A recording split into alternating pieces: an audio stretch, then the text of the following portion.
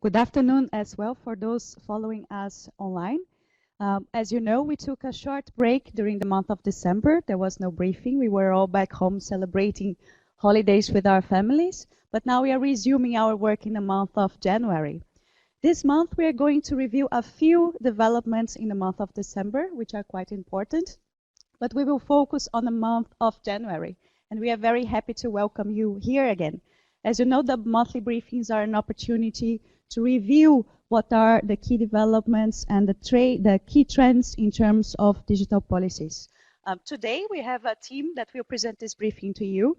My name is Marilia Maciel. I am a digital policy senior researcher at Diplo Foundation. Here's my colleague Roxana Radu. He's also a researcher and project manager at Diplo Foundation.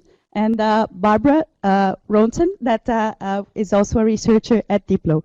Jovan could not be with us today because he's on a trip to Washington, D.C. He's participating in the State of the Net conference and other events. That's why you don't have a Jovan this month, but he will be back next month. So starting the briefing, if we can have the slides up. As always, we will start looking back to the events that happened last month, and we will do the barometer, which means the topics that are raising in importance, that are trending, the topics that remain stable, and the topics that are sort of losing relative importance in relation to the previous month. And for that, I will pass the microphone to my colleague Roxana Radu. Thank you very much, Marilia. Welcome, everyone. A very warm welcome also from my side. We are starting with what has happened in January in terms of events. And among the events that are important to list, we can see a number of working groups and expert meetings at the ITU on the International Telecommunications Regulations, on child online protection, but also on the preparations for the World Summit on Information Society Forum, the WSIS Forum, that will take place in March. Also a side note on this, there will be, today is the last day for submitting proposals for WSIS, so in case you haven't done so, you can still consider for today. Apart from that, in Rome, the UN Special Rapporteur on Privacy continued the discussions on a draft anti-surveillance instrument at the mapping meeting. In Washington, D.C., the Internet Society chapter there organized a discussion around the visions of the Internet from Delhi, Busan, Geneva, and everywhere else, with a briefing on what has happened in Geneva at the Internet Governance Forum. Yesterday, Jovan spoke at an event in Washington on the state of the Net conference. And currently in Geneva, we have the working group on enhanced cooperation meeting for the final time. And I hear having some really heated debates. I see we have in the room with us quite a few people who are attending this meeting. If somebody would like to say a few words later on this, you're more than welcome to do so. And we would like to hear what is happening over there till the 31st of January. Now, if we move on to our barometer, measuring a bit the pressure on the different issues that we have selected for the discussion. The barometer, as you know, is based on the analysis of global development that we do every month with a team of 30 experts based in different countries around the world. We look at these developments. We also publish them on the Digital Watch website in a jargon-free language. But most importantly, we do this analysis highlighting the most important developments in our internet governance discussions. And here we start with how the global architecture for this domain is developing.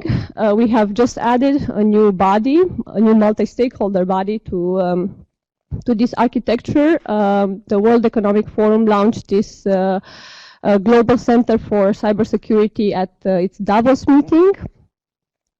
Obviously, Davos made the headlines as a key event for the month, for the global politics implications that this meeting has. But interesting enough, Davos was also focusing a lot on digital policy discussions this year, and you will hear more about that from us. When it comes to the Global Center for Cybersecurity, the focus is on cybercrime and the application of new technologies in finance, healthcare, telecommunications, and mobility. It will be based in Geneva, and it will work towards consolidating existing cybersecurity initiatives, providing a library of cyber best practices, and also helping to establish a regulatory framework for cybersecurity. As you know, cybersecurity has been a key topic we are covering also in 2017. It's most likely very high on the agenda this year as well, in search for solutions for this stalemate. In effect, both states and the private sector, but also civil society, point out the fact that we do not have a framework for integrating cybersecurity solutions, and everyone is working towards that. So this new body is added to the existing work on cybersecurity. Now, when it comes to the sustainable development and the link with internet, the UN Broadband Commission has issued new targets for connecting the unconnected by 2025. So these targets are now adapted to the current realities, and they include access to broadband internet for 75% of the people worldwide, of which 65% in developing countries and 35% in least developed countries. I mentioned security before, but of course this is always more complex, and we talk about it, I guess, in terms of different layers. So if we look a bit at the technical level, we had another set of vulnerabilities revealed this month. This time is around the processor chips made by Intel, AMD, ARM, and Qualcomm. All of them seem to have a hardware bug allowing low-capacity programs to steal data while your processor was doing several things at the same time. This has implications, obviously, for all the devices that feature chips from Intel, AMD, and so on. So Microsoft and Apple devices were affected. But at the same time, the cloud services were affected too, which is something that raised the interest of other corporations like Google and Amazon to get involved in this and try to provide some patches. For the cloud services, the problem appeared when you had operations on shared servers, because you could get information from everything else on the server at the same time. Apart from that, we see Japan joining the NATO Cyber Defense Center of Excellence in Tallinn, Estonia, and strengthening the cooperation on cybersecurity. And we also see the German law against illegal content, on the removal of illegal content being passed, and some interesting developments around that that we are discussing in the second part of this presentation. In terms of e-commerce, after the stalemate of the Ministerial Conference in Buenos Aires, Singapore is singling out e-commerce as a priority for the Association of South Asian Nations. It has just taken the chairmanship and announced this. The digital economy of the Asian region is projected to reach more than $200 billion by 2025. So we expect a lot more work in this area in the years to come. The EU has also started its 2018 work program, and it will focus on developing legislation to complete the digital single market, but also to deliver on the circular economy action plan. And of course, we have more information on companies that are avoiding the payment of taxes, how they are doing this, how internet giants are moving their resources around. But again, this will be covered more extensively in the discussion on taxation in a bit. Now, if we move to the next slide, we have digital rights in focus, and this is for a number of reasons. On the one hand, we saw a number of limitations in terms of the enjoyment of internet around the world. We had the shutdowns reported in DR Congo and also in Iran against this background of anti-government protests. When it comes to the Gdpr, the General Data Protection Regulation of the European Union, we see that ICANN is preparing its compliance for this, and they put forward 3 models for doing this. They all incorporate a layered access to domain name registration data. And we have in the room with us today Nigel Hickson from ICANN, and he can tell us a little bit more about the GDPR compliance proposals.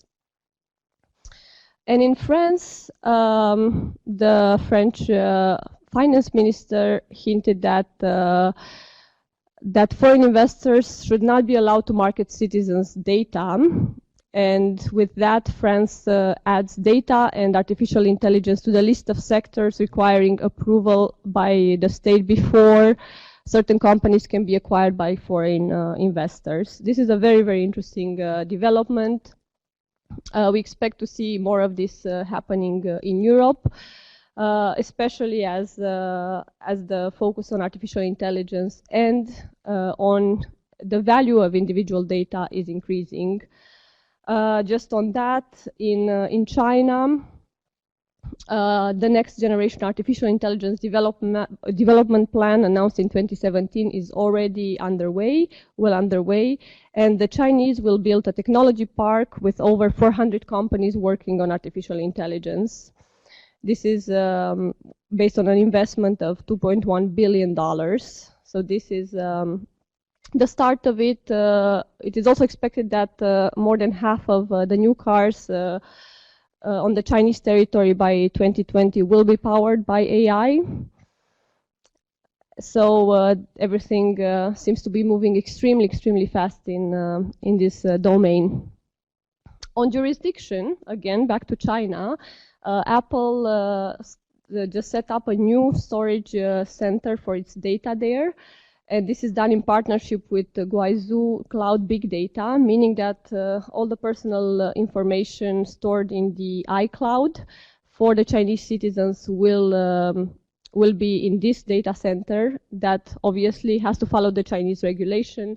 So there is a concern here that the terms and conditions that Apple signed with the Chinese state include close surveillance of this data center and the possibility to access and scrutinize the individual records. In terms of infrastructure, Google now became the first company to own a private intercontinental cable, but it is not everything, because they are also part of more than 11 cable system in partnership with other organizations. Earlier this month, they announced that by 2019, they will be partners or have investments in 3 different cables. The first of them is the Curie cable that connects Los Angeles to Chile. And this is the one that is actually the solo enterprise of Google. The second one is built in partnership with Facebook and will link the USA with Denmark and Ireland, whereas the third cable covers the Pacific region and will run from Hong Kong to Guam. Again, in line with some of the discussions we had last years, more non-telecom companies are moving into basic infrastructure and the construction of cables, and this will definitely change the debate on internet governance we have nowadays. Undersea cables are a very important part of the infrastructure on which we run the internet today, and once we start seeing changes in in the politics of the cables, we expect also trickle-down effects elsewhere. And with this overview of the main developments, I pass the microphone to my colleague Marilia to discuss a bit the trends. Thank you, Roxana. As we can see from the long list of developments, I think that people were very stern with their breaks. They really took short breaks over Christmas and New Year, and they started to get down to business very early in January. What we do when we analyze the trends is we collect these developments month by month. We have the Digital Watch Observatory, and when we notice that the trends are accumulating, we can understand in which direction policy seems to be moving. And that's what we want to capture when we talk about the trends. So the first trend that we realized in January, and I think that this is something that anyone can see if we stop by newsstands and we look at the covers of The Economist or Bloomberg or major newspapers, is that internet companies are really under the public eye. They are really under scrutiny when it comes to their contribution to society, what impacts they are having on social dynamics and on democracy, and also on the side of competition and monopolies. And this was very clear if we look at the political discussions that took place in Davos. Many world leaders, personalities, CEOs came to Davos in January to discuss many economic issues. Most of the discussions focused on digital economy, and it was highlighted by many of them the threats that monopolies and internet giants bring to the economy. And also George Soros was one personality to highlight that big companies are manipulating users' attention through their algorithms and causing a certain dependence on the users. And this is something that needs to be analyzed, because the net impact on these companies on society does not always go hand in hand with the public interest. They're much more motivated by their profits and income. So this was the tonic, which is quite different. If we think 5 years ago, these companies were seen as very positive forces when it comes to democracy and freedoms, and now the general idea seems to be shifting a bit. So this is a very interesting development. At the margins of that, it was very interesting to notice as well that it reached the time in which Google needs to present to the European Commission the measures that it has taken to adjust itself to European antitrust laws. As you can remember, last year there was a big decision in which Google needed to pay a huge sum because of antitrust violations, and now they need to show how they implement the changes to adjust to the antitrust laws on the European Union. This report was due on the 28th. We are looking forward to read this report. It seems that it has not exactly come out yet, but we will be waiting to see what Google will say about these measures that it has taken. So it seems like throughout the year, a trend that we can see is that this narrative, when it comes to the role of internet companies, have shifted, and perhaps we will see companies be in the public eye on the months to come. The second trend that we have, if we can move the slides up, is related as well to big internet companies, but now when it comes to removing illegal content. This has been a very great concern of public authorities, the role that these companies have to deal with content that is uploaded in the platforms, particularly content that is considered illegal.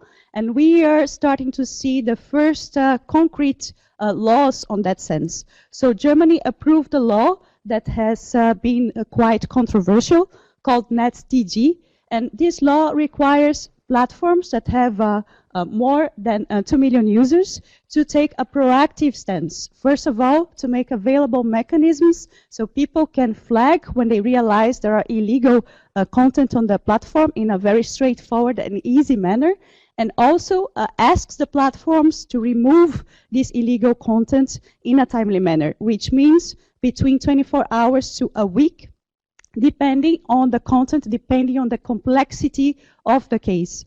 So companies need to remove this content, and this has provoked very mixed reactions. On the one hand, Some people believe that, yes, companies should be more responsible and remove this content. On the other hand, some people have called attention to the dangers that this may pose to freedom of expression, the dangers of privatizing the enforcement of regulation, making this a responsibility of private companies, and also the dangers that this content many times will be removed from the internet before the public authorities can take a stance and punish, for instance, those who are effectively responsible for hate speech.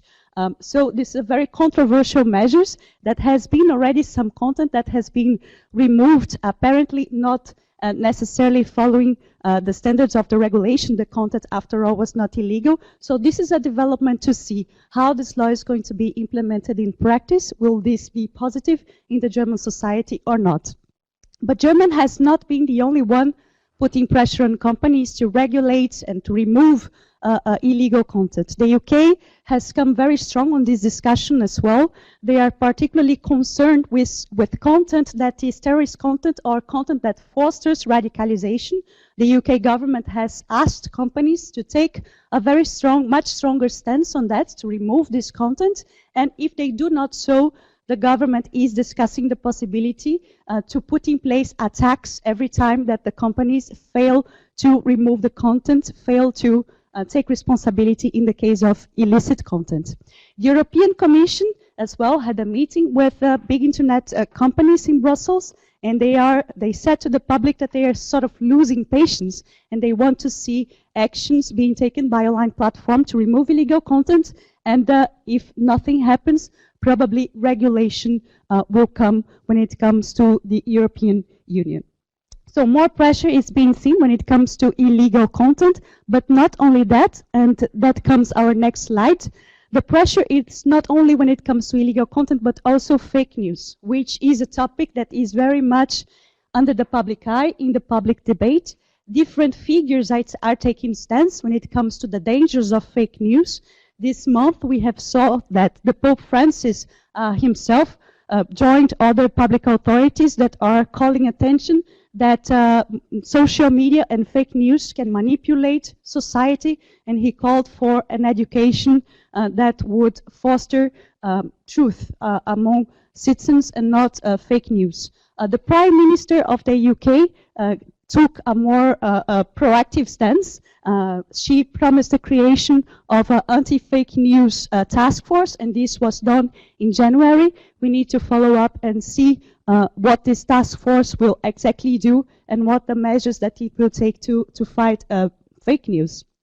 Also in France, there has been conversations about putting in place a regulation, and that would apply particularly in the time of elections, giving judges the opportunity to remove content more swiftly, and also to give the identity of the people who are uploading content online. Malaysia is following on the same direction. So when it comes to fake news, even because of the dangers of fake news to democracies, countries seem to be acting very swiftly and putting in place regulation or starting concrete measures to do so. Which take us to our fourth trend, again related to internet companies. Our fourth trend is on taxation. As we know, if you have come to our previous briefings, taxation has been a topic that has been discussed a lot in Europe. There has been a meeting in Tallinn last year in which different proposals on taxation of internet companies have been advanced by different countries. That conversation is continuing in January and probably in months to come as well. Partly motivated by the fact that Bloomberg has exposed a scheme that Google was using to evade tax on a figure of 16 billion. It was quite a sum. Google responded by saying that they are happy to pay more tax, but governments need to clarify to whom they should pay tax to and exactly on what.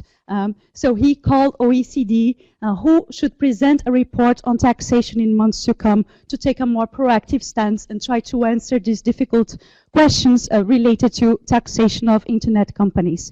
In other countries as well, which has been very, let's say, liberal with taxing companies online, such as the US, They are studying to review a court decision from '92 that created a very liberal approach that the internet was almost like a tax-free zone in the US, and companies would only pay taxes on the places where they have their headquarters. This decision is going to be reviewed. Perhaps they will go in a different direction. So it's not only Europe that is discussing taxation, the US is starting to go in the same direction as well. As I mentioned, there are reports to come on the thought that different international organizations are putting into taxation, a report coming from the OECD and a report as well coming from the European Commission. So taxation is definitely a trend that we will see continuing in months to come.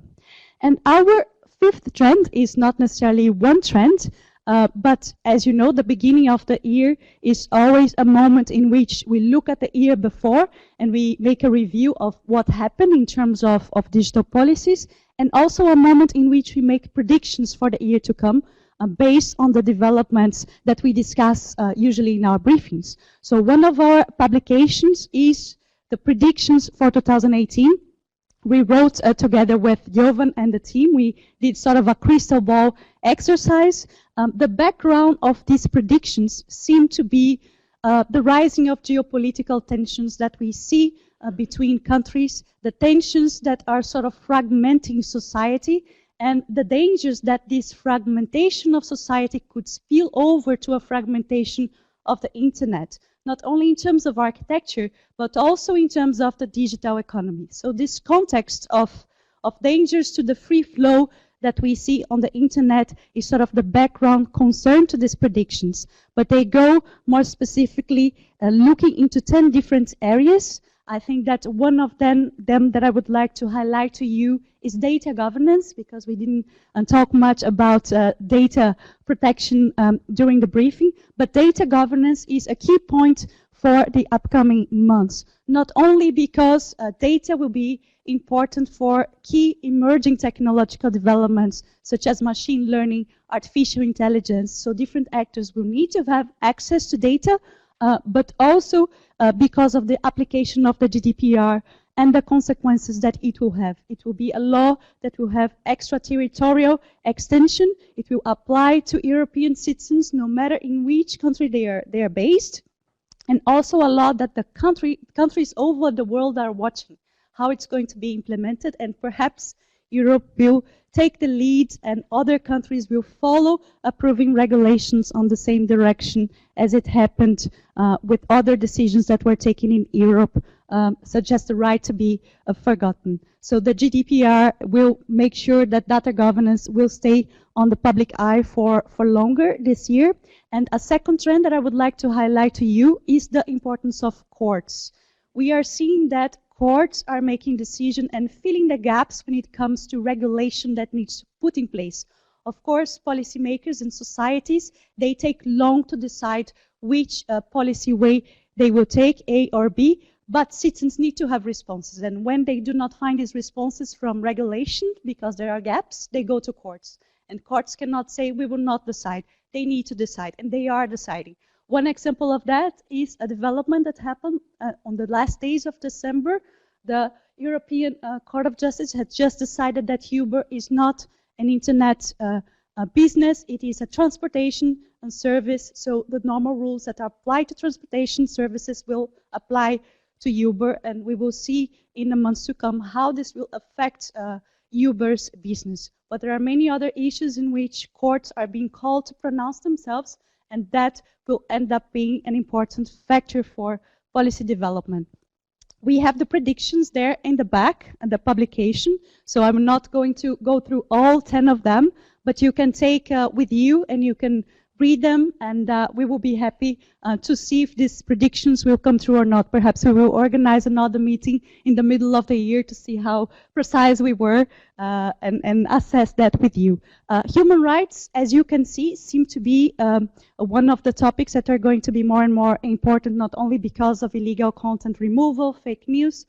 So human rights is something that we would like to see a more discussion about. I would like after I open the microphone for comments, Germany has just taken the chairmanship of the Freedom Online Coalition, which is one of the the important coalitions that are discussing human rights and trying to foster human rights online. And it will be interesting to see the plans of Germany and the countries that are members of the Freedom Online Coalition for the months to come. But having said that, I would like to open the floor because this is an interactive moment, and I know that many of you have been deeply involved in some of the discussions and developments that we are presenting here. So the point of this moment is also to listen from you and from our friends online. So I will pass the microphone to the room, but I will come back to Barbara soon to see if we have questions online.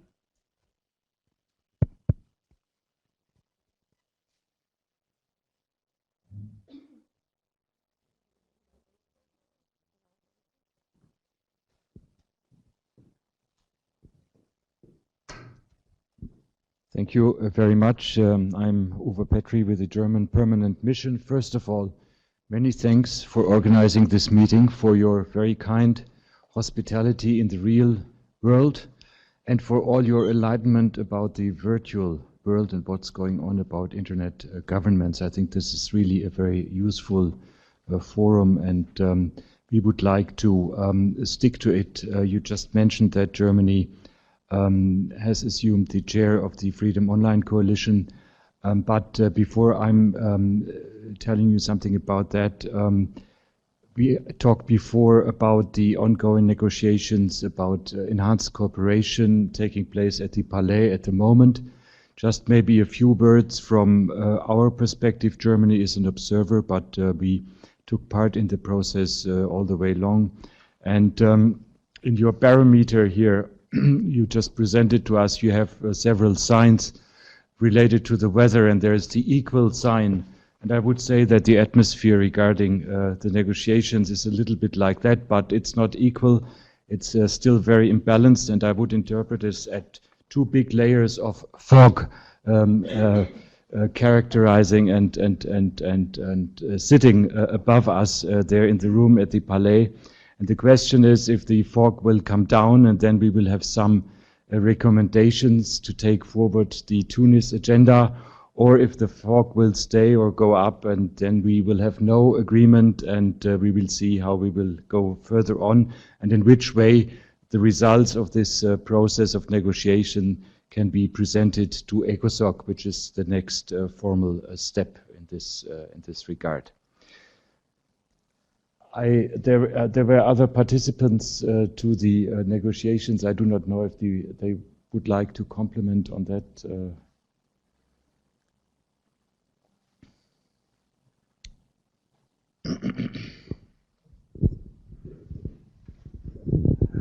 Thank you. Not wishing to interrupt your flow, really. Nigel Hickson, ICANN. So on the enhanced cooperation, I would I think fog is an interesting adjective. So we're halfway through. We're day 1.5. We have till close tomorrow evening. Although closing tomorrow evening, I suppose this is a fairly flexible notion. And we have to agree a report, or we don't have to agree a report. The report actually goes to CSTD and then to ECOSOC, and I think it's in the balance. I think there's a lot of goodwill in the room. The CSTD Enhanced Cooperation Working Group is made up of 25 governments and 20 stakeholders from civil society, technical community, business, and yeah, that's it. Civil business, yeah, and so there's a balance of views in the room, but the overarching problem is between those countries that and some civil society members that would like the recommendation for a new UN mechanism or some sort of new mechanism whereby governments can fulfill their rightful role to discuss internet governance issues in the multilateral framework. And those of us that believe that the multi-stakeholder approach, the existing institutions, perhaps improved in some ways, is the best way forward. And balancing those two objectives is quite difficult. Thank you.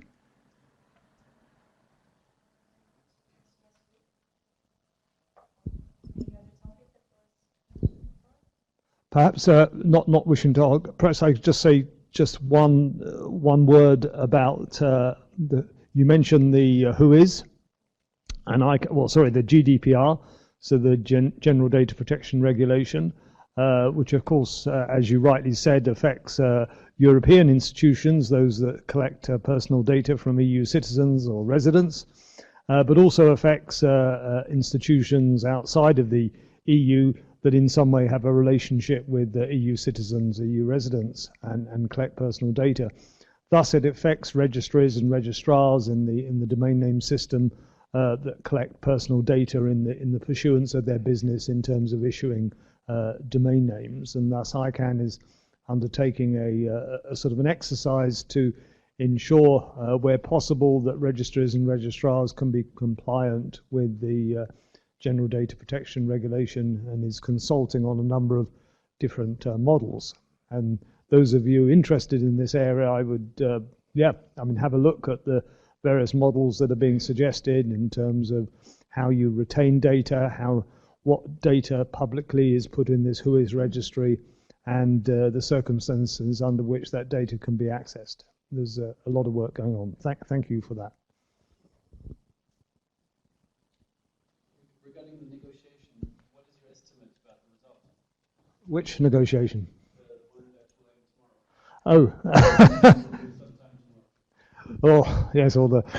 I would like to think that we can agree a report that goes forward to the CSTD. I think a failure to agree a report would be would not be good for any of us, because it would demonstrate that somehow that governments together with stakeholders aren't capable of taking forward this sort of negotiation. And so I remain optimistic at the moment. Yeah.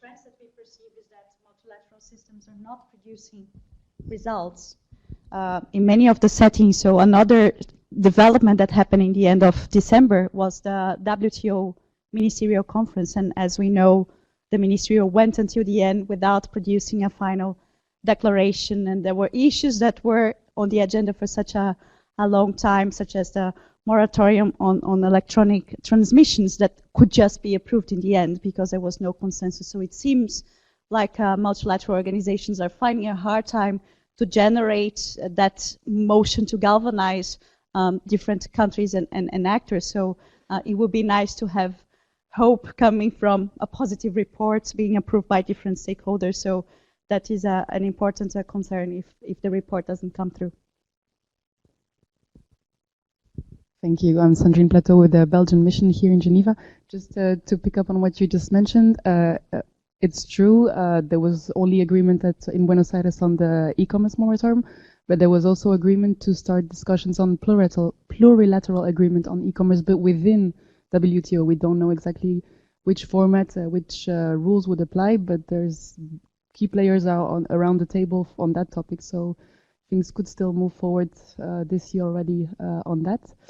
And maybe just to come back on the enhanced cooperation, one issue is also, there's consensus on only few issues, and the question is whether, how far should we say, what can we say about where there's no agreement, no consensus? Should we focus only on the issues where there's consensus? And about the rest, how far should we go in explaining the divergences? So that's also a difficulty. Thank you.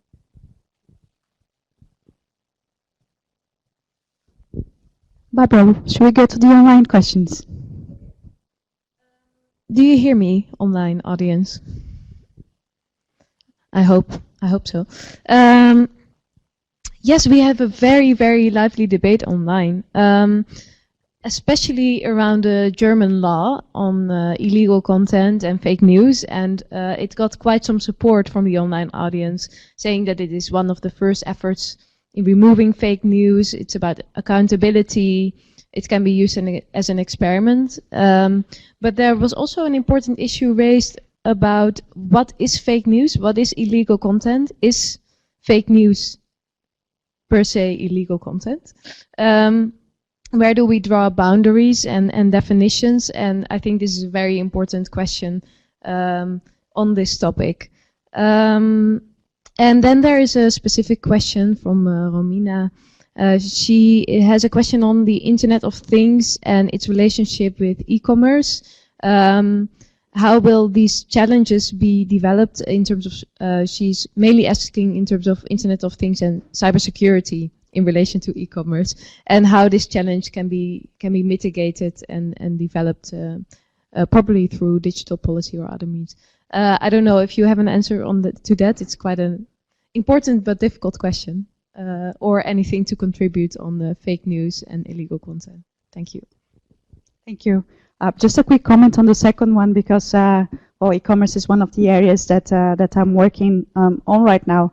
I think that when it comes to Internet of Things and cybersecurity, one of the pressures that we will see in the year to come, in the next months, is that we see that the number of cyber threats is actually rising for many different reasons.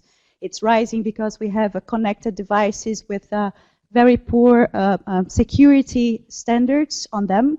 It is rising because the chain of responsibilities between companies, software developers, governments is still not very clear, and we need to have more clarity on that in order to curb behaviors that do not conform to those standards. And it's rising because we are seeing a concerning trend of countries that are developing cyber capabilities for offensive purposes. So one of the researches that we developed in this past year was to map countries that have formally said that they have offensive capabilities, either in their policy documents, either in their national defense strategies. So these countries amount today to 20 that openly say we do have offensive capabilities, and 9 countries that have given strong indications that they do have these capabilities. So we see that the trend of states arming themselves is rising. That has a consequence on stockpiling, for instance, zero-day vulnerabilities that creates systemic points of failure into the system, and this is a rising concern. And to connect with the question, I think that what we lack in terms of not only security for the Internet of Things, but the discussion on security in general, is that we are looking for policy forums in which we can have this discussion now. There was a classic policy forum for years, which was the UNGGE, that ended up not producing a report. So there are ideas if the UNGGE should continue its work or not, but it's not yet clear. And there are different actors that are coming forward and presenting potential forums where cybersecurity can be discussed. But there is no preference for any of these forums yet. So if we go to the private sector, we have the Digital Geneva Convention proposed by Microsoft. Google has also a proposal on a different convention or discussion on a treaty. There is a global commission on the stability of cyberspace that has been created last year with the support of different stakeholders, including former governmental officials, companies, to try to come up with norms to protect, at least in the first moments, the core of cyberspace, the infrastructure that is necessary for the internet to function, such as the domain name system, the huge backbones. So there are different actors that are working in this area. We have different UN commissions as well that could be seen as potential candidates for this topic to be discussed in case the UNGGE does not continue, but there is not clarity where to go. And I think that this is something that we will need to figure out in the year to come, in a context in which cyber threats are rising. And of course, the stability of the internet and security is a precondition for e-commerce to grow in different countries. So you have the national level, cybersecurity laws need to be approved, but internationally speaking, cybersecurity is a topic that will require cooperation between governments, law enforcement, clear frameworks, and clear chains of responsibility in place. So no, there's no answer. Clearly, there is no answer. But I think that these are some of the topics that we will discuss in months to come. And the problem with fake news and illegal content, that's a very interesting question too, that there's no perhaps clear answer. Fake news could flirt with illegal content, but still they are being treated as two separate things, because not all fake news will be illegal content, but it's a good reflection. Any comments on that or any other points?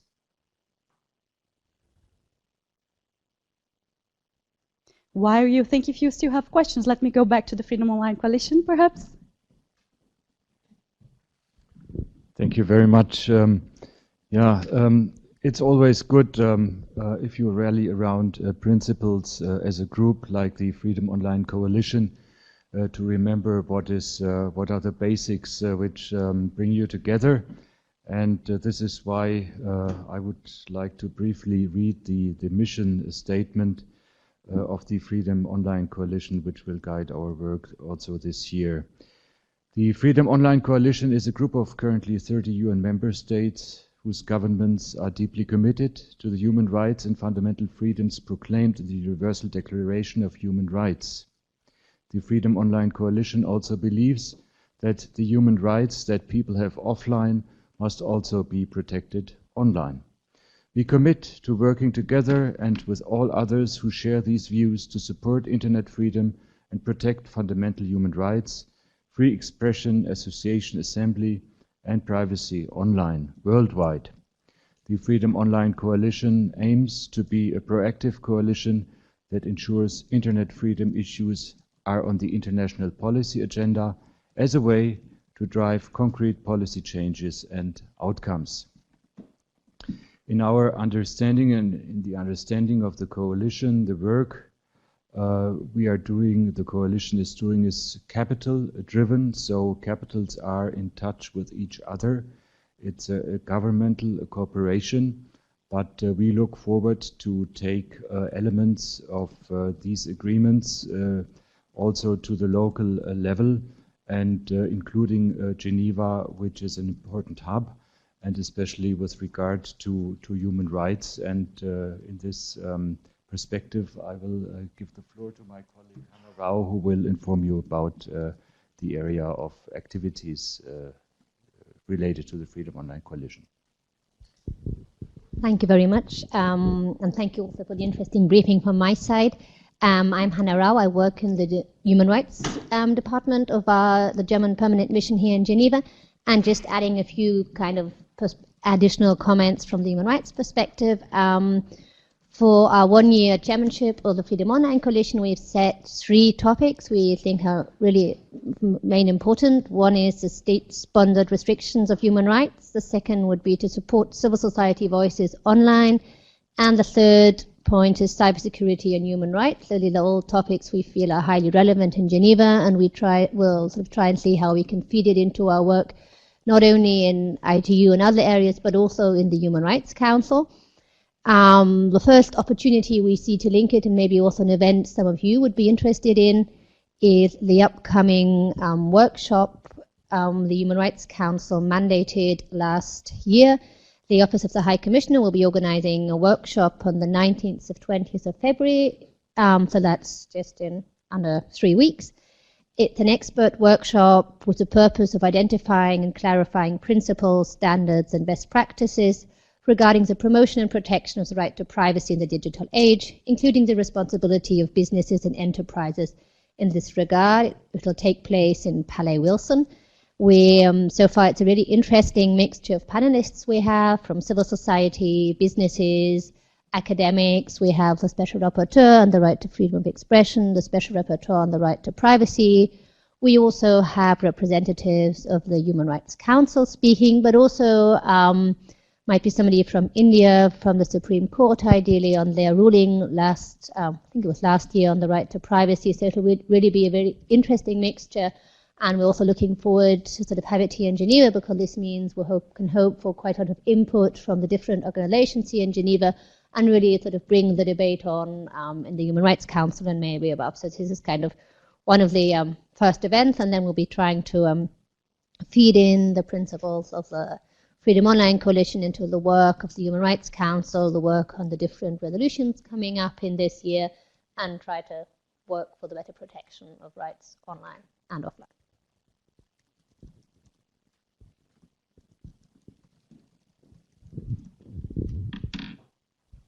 Thank you. Thank you very much for this overview of the work of the Freedom Online Coalition. I had the pleasure to be part of the coalition for a couple of years, and it's an amazing work that it's being done by this group of countries. So thank you very much.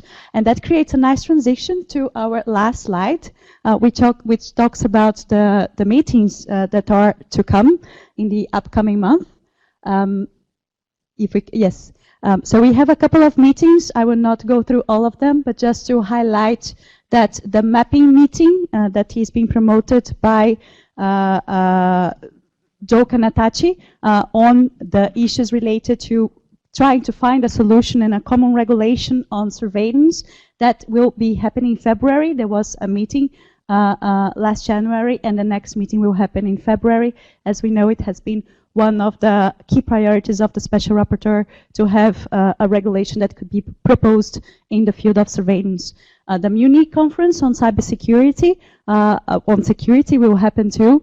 It's coming up this month, and it's one of the key conferences to discuss security. One of the topics, of course, will be cybersecurity. If you have interest on this area, this will be definitely one of the big events this year.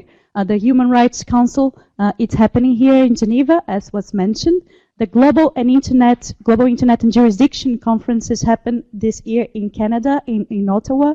This is a very interesting project that tries to come up with solution when it comes to jurisdiction challenges and cooperation between public authorities. So this is something to see, and happening here in Geneva as well. There's the EBU Big Data Week. As we know, there are different organizations in Geneva that deal with big data. They are trying to come up with approaches to deal with big data, good practices, coordinated approaches, and this will be one of the moments in which big data will be discussed here in Geneva in February.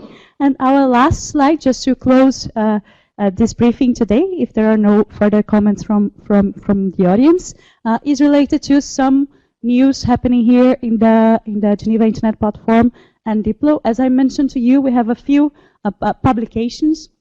One of them is a final report related to the Internet Governance Forum. As you know, we produce just-in-time reporting from all sessions that happen in the Internet Governance Forum, and we did produce a final report that wraps up everything that was discussed during the IGF that came out quite late last month. That's why we're calling attention to that publication to you if you want to have this overview of what happened in the IGF. We have the top developments in terms of policies in 2017, predictions for 2018, which you can find in the back. We have a course that just started yesterday. It was the launch of the course on digital commerce.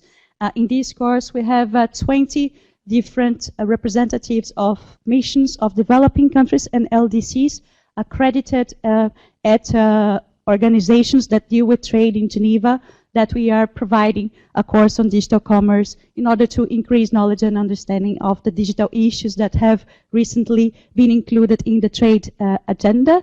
And coming up next, we have, as usual, the Digital Watch newsletter that will be published a few days after the briefing. We invite you to go online, download the newsletter. You will find most of the developments that were commented here today. And we leave you an open invitation for you to come back in the end of February and join us again for the next briefing on the 27th. So thank you very much. If there are no burning issues or last comments, I just would like to thank you all very much for your presence here today. It has been lovely. Thanks to our online audience. Online audience, don't go away, because now you will listen to regional developments that have been collected by our group of curators worldwide, and they will be presented to you. Thank you, Roxana. Thank you, Barbara, for the teamwork. And thank you very much, and see you again next month. Thank you.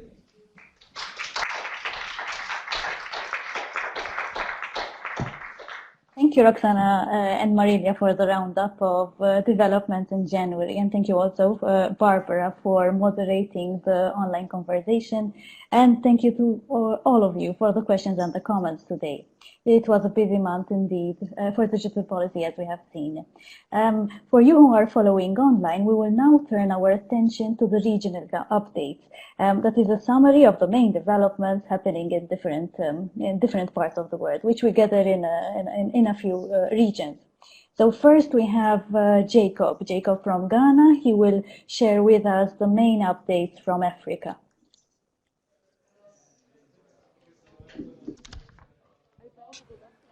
Hello, good afternoon. My name is Jacob Bedin, and I'm going to give you the digital development updates for Africa for the month of January.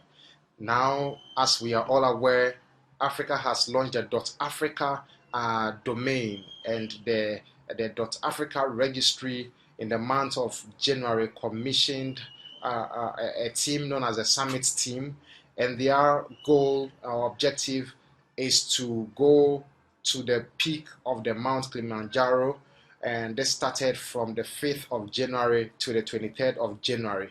Now the objective for climbing to the peak of the mountain is to demonstrate that indeed Africans have arrived, and we now have a single domain name for the entire continent.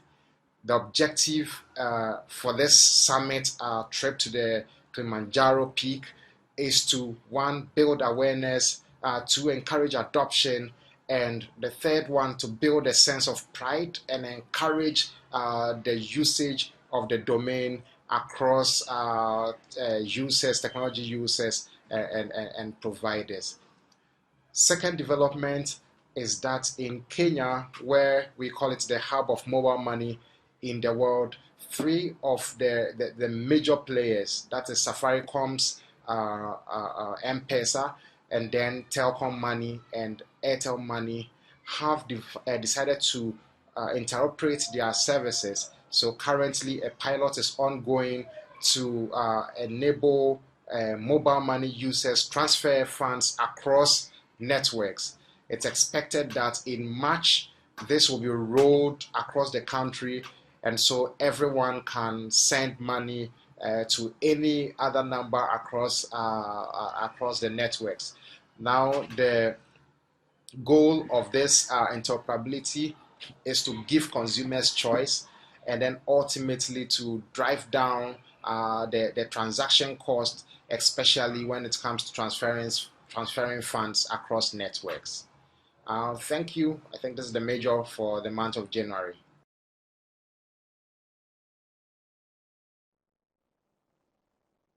Thank you, Jacob, for the updates.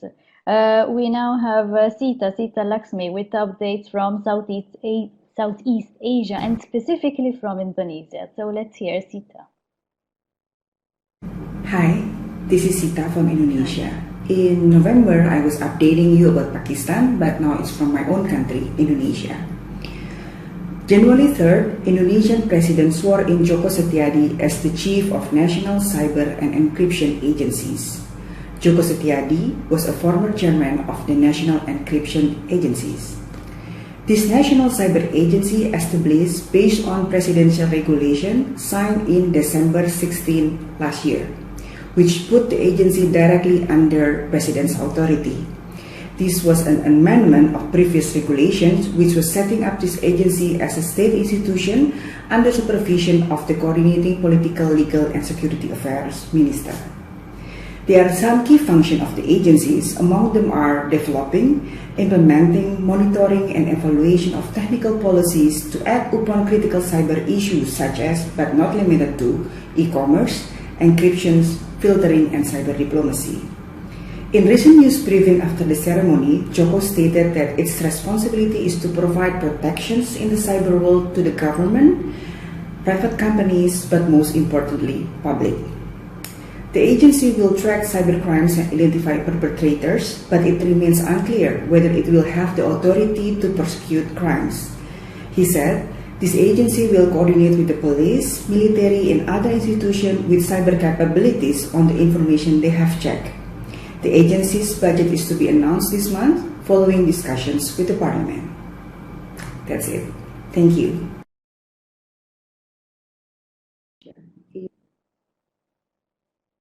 Thank you, Sita, for the updates from Indonesia. We now have Noha Fati with updates from the MENA region. So over to Noha. Hello, this is Noha Fathi. I cover internet governance developments in the Middle East and North Africa region. The first update is from Iran, where there is a crackdown on internet freedom amid the anti-government protests that erupted last December and continued till January. The Iranian government espoused a number of severe measures, including disrupting internet access, arresting citizen journalists, as well as blocking applications like Instagram and Telegram. Such violations were condemned by the 4 UN special rapporteurs, who urged the government to protect and respect the protesters' rights to freedom of expression and assembly. Another update is coming from the Electronic Frontier Foundation and Lookout that reported a large-scale state hacking of phones operated by servers that were found in a building owned by the Lebanese intelligence agency. In response to such accusations, the Lebanese civil society called upon the government to investigate the allegations and the malware espionage campaign, since it transcends the national as well as the international laws on human rights. Good news is coming from Tunisia regarding the data identification bill that was introduced in October 2016 and criticized for violating the privacy of Tunisian citizens. The Ministry of Interior requested the passage of the law from the parliament. Thanks to the efforts of the Tunisian human rights organizations and the National Data Protection Authority that advocated against the bill. Thank you.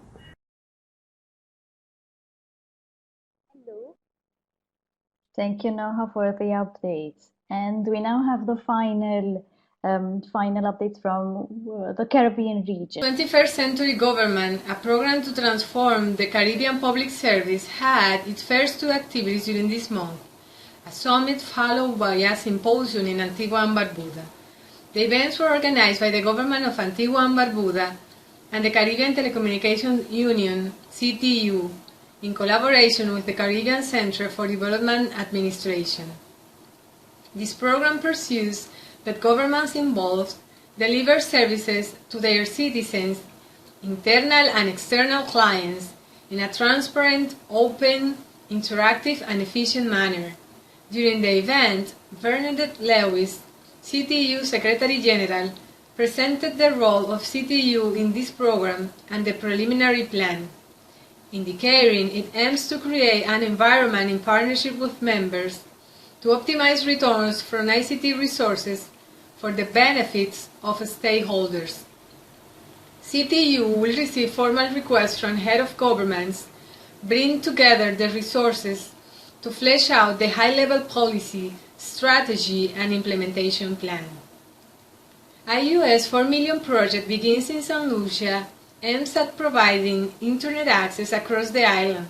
For the installation phase of the government island-wide Network GNet project, Prime Minister Alain Chastanet addressed a ceremony expressing, "The project will help develop a wireless local area network in public areas in order to provide residents, visitors, and persons conducting businesses with free or low-cost Internet access." St. Lucia government is now at the point of the installation phase of the GNet backbone and Wi-Fi access points. The project is expected to be concluding within 3 months. Thank you, Wanda. And that infrastructure update from the Caribbean brought us to the end of our regional updates. So thank you once again, Jacob, Sita, Noha, and Wanda for sharing the updates from the region. All these updates, which our colleagues have described, will be available on a dedicated space on the observatory. This brings us to the end of the January briefing. Also a reminder that the January newsletter will be available on Thursday for download from the observatory at dig.watch/newsletter. So thank you once again for attending this briefing, and see you all again next month.